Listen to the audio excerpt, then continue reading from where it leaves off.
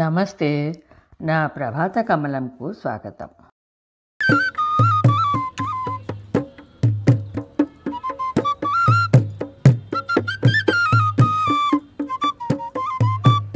నమస్తే. మాలాకుమార్ గారి నిలువెచ్చని గ్రీష్మం 3వ భాగానికి స్వాగతం.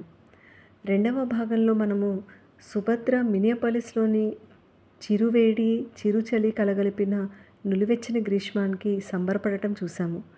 అలాగే కొడుకు అభి చెప్పిన ఇంటి దగ్గరలోని పార్క్కి వెళ్ళటము, అక్కడ పటేల్ సాబ్ ఆయన భార్యతో పరిచయము, వీరిద్దరిని మరుసటి రోజు ఛాయ్ పార్టీకి వారు ఆహ్వానించడము చూసాము. దీనితో పాటుగా సీనియర్స్ అందరూ సరదాగా గడిపే సీనియర్ సెంటర్కి రమ్మని చెప్పడం కూడా విన్నాము. ఇక 3వ భాగం వినే ముందు 2వ భాగాన్ని కిందున్న డిస్క్రిప్షన్ బాక్స్లోని లింక్ ద్వారా వినేసి 3వ భాగానికి వచ్చేయండి. ఇక మొదలెడదామా?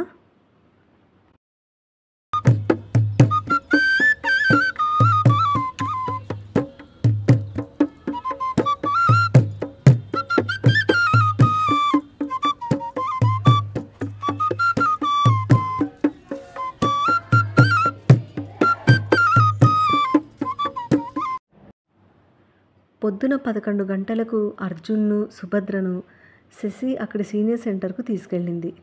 దారి పొడుగుతా రోడ్డుకు 2 వైపులా పొడవాటి చెట్లు, అక్కడక్కడ చిన్న చెరువులు చాలా అందంగా కనిపించాయి. ఇంత ఖాళీ స్థలం మన దగ్గర ఉంటే ఈ పాటికి ఎన్ని అపార్ట్మెంట్స్ వచ్చేవో నవ్వుతూ అన్నాడు అర్జున్.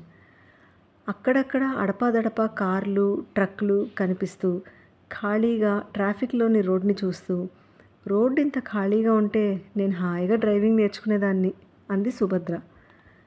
నీ కోసం రోడ్డు ఖాళీగా ఉంచలేదని డ్రైవింగ్ నేర్చుకోలేదా నువ్వు? తమాషా చేశాడు అర్జున్. అని మూతి ముడిచింది సుభద్ర. ట్రాఫిక్ లేదని అనుకోకండి ఆంటీ, వీక్ డేస్ కాబట్టి ఖాళీగా ఉంది. వీకెండ్స్లో అయితే బంపర్ టు బంపర్ ఉంటాయి అంటూ కార్ను సీనియర్ సెంటర్లోకి తిప్పింది శశి. కార్ దిగి చుట్టూ చూశారు. కొన్ని కార్లు పార్కింగ్ ఏరియాలో వరుసగా ఆగున్నాయి. ఎదురుగా మెట్లు, లోపలికి దారి గ్లాస్ డోర్లో నుంచి కనిపిస్తోంది. మెట్ల ముందుగా రంగురంగుల పూలు గుత్తులు గుత్తులుగా పూసి అందంగా ఉన్నాయి. ఎక్కడా చిన్న చప్పుడు కూడా వినిపించడం లేదు. చడీ చప్పుడు లేకుండా నిశ్శబ్దంగా ఉన్న వాతావరణానికి కొంచెం భయపడినట్లుగా అర్జున్ చేపట్టుకుంది సుభద్ర. ఇంతలో శశి కార్ పార్కింగ్ ప్లేస్ చివరిలో పార్క్ చేసి వచ్చి, పదండి అంకిల్ అని ముందుకు దారితీసింది. లోపల పెద్ద వరండా, దానికి అటు ఇటు గదులున్నాయి. వరండా చివర కిందకి మెట్లున్నాయి. గ్లాస్ డోర్ పక్కనే ఉన్న చిన్న క్యాబిన్లో ఒకతను కూర్చుని కంప్యూటర్ చూస్తున్నాడు. శశి అతనిని చూసి హాయ్ అని పలకరించింది. అతను తల తిప్పి ఏమిటన్నట్లు చూశాడు. నా పేరు శశి, వీళ్ళు మా ఇన్లాస్ అర్జున్, సుభద్ర. ఇక్కడ చేరాలని వచ్చారు, దయచేసి ఎవరిని కలవాలో చెప్పగలరా అడిగింది. హాయ్, నా పేరు జాన్, ఇక్కడ రిసెప్షనిస్ట్గా చేస్తున్నాను. ఒక్క నిమిషం, ఇప్పుడే వస్తాను అని కంప్యూటర్ దగ్గర నుంచి లేచి వచ్చాడు. గ్లాడ్ మీరు మా సెంటర్లో చేరేందుకు వచ్చారు, చాలా సంతోషం. రండి మీకు సెంటర్ చూపిస్తాను అని అర్జున్కు, సుభద్రకు షేక్ హ్యాండ్ ఇచ్చాడు. అర్జున్ అతని వివరాలు అడుగుతూ ముగ్గురు అతనిని అనుసరించారు. అతని రూమ్ ఎదురుగా పెద్ద హాల్లా ఉంది. అందులో చాలా టేబుల్స్ వేసి ఉన్నాయి. ఆ టేబుల్స్ ముందు 4 చొప్పున కూర్చుని కార్డ్స్ ఆడుతున్నారు. ఆ పక్కన కూడా ఒక హాల్ ఉంది. అందులో ఒక టేబుల్ మీద కొన్ని బ్రెడ్, కేక్, పేస్ట్రీ ప్యాకెట్స్ పెట్టున్నాయి. ఓ పక్కన కాఫీ మెషిన్, పేపర్ కప్స్ ఉన్నాయి. 2 టేబుల్స్, కుర్చీలు వేసి ఉన్నాయి. అక్కడ ఒకతను కాఫీ తాగుతూ పుస్తకం చదువుకుంటున్నాడు. వీళ్లను తలెత్తి చూసి హాయ్ అని మళ్ళీ పుస్తకాలు మునిగిపోయాడు. ఆ పెద్ద హాల్లో ఇప్పుడు బ్రిడ్జ్, కార్డ్ గేమ్స్ ఆడుతున్నారు. ఈ హాల్లో కాఫీ, స్నాక్స్ ఉంటాయి. కాఫీ ఫ్రీ, మీరు ఎన్నిసార్లైనా కలుపుకుని తాగవచ్చు. ఆ పేస్ట్రీలు అవి ఒక ఆవిడ చేసుకొచ్చి అమ్మకానికి పెట్టింది.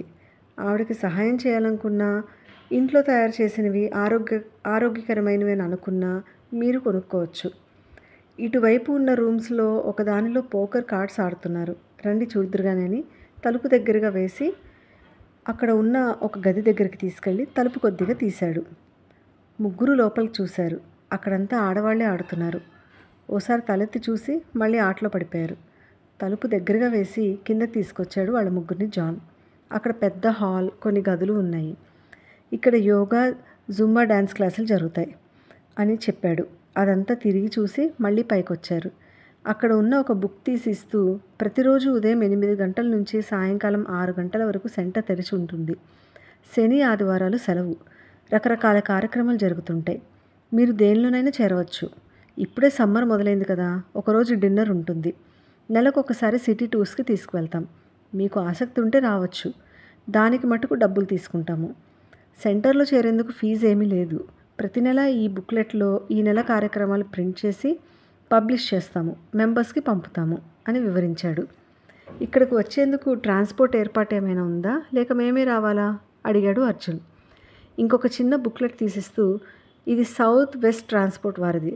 వాళ్ళు ఈ చుట్టుపక్కల వాళ్ళ కోసం, అంటే కొంత ఏరియాలో సీనియర్స్ కోసం అని నడుపుతున్నారు. వారి ఛార్జెస్ కూడా చాలా తక్కువ ఉంటాయి. వారితో మాట్లాడితే వివరాలు చెప్తారు. మీరు ఇక్కడ మీ పేరు రిజిస్టర్ చేసుకుని మీకు కావాల్సినప్పుడు బుక్ చేసుకుని రావచ్చు. ఇంకా కొంతమంది సీనియర్స్ మీరు ముందుగా చెప్తే వాళ్ళ కార్లో తీసుకొస్తారు. వాళ్ళు ఒక ట్రిప్కి $8 తీసుకుంటారు. ఈ సౌత్ వెస్ట్ వాళ్ళ వివరాలు ఇందులో ఉన్నాయి అని జవాబిచ్చాడు. వీళ్ళు అతనితో మాట్లాడుతుండగానే పటేల్ వచ్చాడు. వీళ్ళని చూసి హాయ్ అంటూ పలకరించాడు. జాన్కి థ్యాంక్స్ చెప్పి ఆ 2 బుక్లెట్స్ తీసుకున్నాడు అర్జున్. పటేల్కు శశిని పరిచయం చేశాడు. ఇక ఈయన కలిశారు కదా అంకుల్, నేను కానీ అభిమన్యు కానీ రెండింటికి మిమ్మల్ని తీసుకెళ్ళటానికి వస్తాం. మీరు ఇంటికి వచ్చాక ఈ ట్రాన్స్పోర్ట్ సంగతి చూద్దాం అని చెప్పి వెళ్ళిపోయింది శశి. అర్జున్ చెప్పినట్లుగా ముందుగా సుభద్రను పోకర్ రూమ్కి తీసుకెళ్లాడు పటేల్. అక్కడ ఒక టేబుల్ దగ్గర ఒక ఆవిడకు సుభద్రను పరిచయం చేశాడు. హాయ్, నా పేరు షైనీ అంది ఆవిడ. తనకు ఇంగ్లీష్ వచ్చు కానీ మీ యాక్సెంట్ ఫాలో అవడం కష్టం. కొంచెం చిన్నగా మాట్లాడగలరా ప్లీజ్ అడిగాడు Arjun. No problem, you can join అని తన టేబుల్ దగ్గర కూర్చోమన్నట్లు చేయి చూపించింది షైనీ. సుభద్రను అక్కడ వదిలిపెట్టి అర్జున్ బ్రిడ్జ్ రూమ్కి వెళ్ళారు. నీకు ఆడటం వచ్చా అడిగింది షైనీ సుభద్రను. వచ్చు అన్నట్లు తలూపింది. మిగిలిన ఇద్దరు సుభద్ర వైపు కుతూహలంగా చూశారు. సుభద్రకు లోపల బెదురుగా ఉంది. కొంచెం వాళ్ళ వైపు బెరుకుగా చూసింది. వాళ్ళు స్నేహంగా నవ్వుతూ వాళ్ళ పేర్లు చెప్పారు. కానీ ఆ బెదురులో వాళ్ళు ఏం చెప్పారో సుభద్రకు అర్థం కాలేదు. సుభద్ర అని చెప్పిన పేరు వాళ్లకు పలకటం రాలేదు. పూర్తి పేరు కాకుండా అందరూ పిలిచే పేరు శుభ అని చెప్తే కాస్త తంటాలు పడి ఓకే ఓకే ఇది ఈజీగా ఉంది అని అందరూ నవ్వుతూ శుభ అన్నారు. బా కాదు భా అని చెప్పాలనుకుంది. కానీ ఏదో ఒకట్లే అని విరక్తిగా అనుకుంది. తనకు మాత్రం షైనీ, హెలెన్ అన్నది వాళ్ళ యాక్సెంట్కు కాస్త ఇబ్బంది పడ్డాక అర్థమయ్యాయి. అమ్మయ్య, హెలెన్ ఈజీగానే గుర్తుంటుంది అనుకుంది. తెలిసిన పేరు కావడంతో హెలెన్ వైపు ఆసక్తిగా చూసింది. కొంచెం వయసు ఎక్కువగానే ఉన్నట్లుంది. మొహం ముడతలు పడింది. కానీ నవ్వు మొహం. గలగల ఏదో మాట్లాడుతూనే ఉంది. హెలెన్ అని ఇండియాలో ఒక హిందీ నటి ఉంది అని చెప్పాలనుకుంది. కానీ వాళ్ళకు అర్థమయ్యేట్టుగా ఎలా చెప్పాలో తెలియలేదు. షైనీ మధ్య వయసు దానిలో ఉంది. తెల్లగా చక్కగా ఉంది. 4 ఆవిడ పేరేంటో అర్థం కాలేదు. ఆవిడ సన్నగా నీరసంగా వాలిపోతున్నట్లుంది. ఏదో గొణుగుతున్నట్లుగా మాట్లాడుతోంది. ఓసారి చుట్టూ చూసింది. నలుగురు ఒక్కొక్క టేబుల్ దగ్గర కూర్చొని ఉన్నారు. అందరూ సుభద్ర వైపు ఆసక్తిగా చూస్తున్నారు. తనొక్కతే ఇండియన్స్ ఎవ్వరూ లేరు. అందరూ అమెరికన్స్ లాగానే ఉన్నారు. అందరినీ చూస్తుంటే ఇంతవరకు అమెరికన్స్ ఎవరితో పరిచయం లేదేమో కాస్త వణుకు కూడా వచ్చింది. వాళ్ళు కూడా తన వైపే చూస్తుండటంతో ఇంకా గమనించింది చాలే అనుకుంటూ కార్డ్స్ చేతిలోకి తీసుకుంది. కార్డ్స్ ఆడుతూనే మిగతా 3 మాట్లాడే మాటలను అర్థం చేసుకునేందుకు ప్రయత్నిస్తుంది. 3వ ఆవిడ ఆడుతూనే మధ్యలో ఆపేసి హెలెన్తో, షైనీతో ఏదో అంటోంది. వాళ్ళ మొహాలు చూస్తుంటే వాళ్ళు ఏదో నచ్చ చెప్తున్నట్టుగా అనిపిస్తోంది. ఏమిటో సమస్య పాపం అనుకుంది. అలా మాటలు ఎక్కువ, ఆట తక్కువగా ఓ 2 గంటలు గడిచాయి. అందరూ లేచి కార్డ్స్ టేబుల్ సర్దేసి వెళ్ళటానికి బ్యాగ్స్ తీసుకున్నారు. సుభద్ర వాళ్లకు బాయ్ చెప్పి బయటకు వస్తుంటే అర్జున్ ఎదురొచ్చాడు. ఇంతలో అభిమన్యు, పటేల్ కొడుకు షరిన్ కూడా వచ్చారు. వాళ్ళని పరిచయం చేసుకుని మళ్ళీ కలుద్దామని చెప్పి వచ్చేశారు. ఎట్లా ఉంది డాడ్ అడిగాడు కార్ డ్రైవ్ చేస్తూ అభిమన్యు. బాగానే ఉందిరా, వాళ్ళు చాలా కార్యక్రమాలు చేస్తున్నారు. ఇదిగో ఈ బుక్లెట్ ఇచ్చారు, ఇందులో ఉన్నాయన్నీ. శుభ నీకెట్లా అనిపించింది? వాళ్ళతో ఏమైనా మాట్లాడావా, పేర్లు అడిగావా అడిగాడు అర్జున్. బాగానే ఉంది కానీ ముచ్చట్లే ఎక్కువ చెప్పుకుంటున్నారు. మన దగ్గరలాగా ఫాస్ట్గా ఆడలేదు, చాలా స్లో. పేర్లు అడిగాను. ఒక ఆవిడ పేరు హెలెన్, అదొకటే గుర్తుంది. మనం వెళ్ళినప్పుడు మాట్లాడిన ఆవిడ పేరు షైనీ. 3వ ఆవిడ పేరు మర్చిపోయాను జవాబిచ్చింది. ఇంటికి వెళ్ళగానే చిన్న డైరీ ఇస్తాను, ఈసారి వెళ్ళినప్పుడు అడిగి రాసి పెట్టుకో అన్నాడు అర్జున్. మళ్ళీ ఎప్పుడుండి డాడ్ అడిగాడు అభి. శుక్రవారం రాత్రి లేదు, ప్రతి మంగళవారం శుక్రవారం ఉంది.